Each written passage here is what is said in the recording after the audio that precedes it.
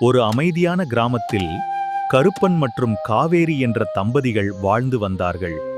அன்பான கிராமம். ஒரு வருடம் மழை வராமல் அவர்களின் வயல்கள் வறண்டு போயின. அதை பார்த்த கருப்பன் மனம் உடைந்து நம்பிக்கை இழந்தான்.